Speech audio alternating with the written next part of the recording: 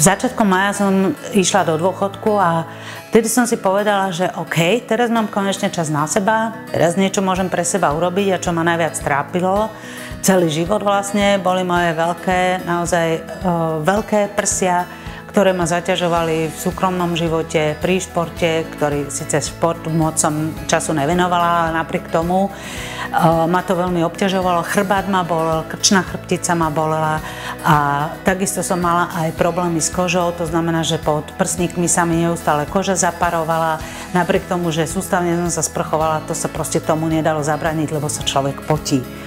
A vtedy som si povedala vlastne, jak som išla do toho dôchodku, že keď nie teraz, tak nikdy. Skôr som si na to ani netrúfla, jednak ešte nebola tá plastická chirurgia v takom štádiu, akom bola, čiže neboli tie skúsenosti s týmito operáciami také. No ale teraz som si hovorila, že dneska je doba iná, takže poradila som sa so svojím manželom a on mi povedal, že chod do toho, keď to tak cítiš, tak chod do toho. Tak som sa rozhodla, že OK, tak to skúsim.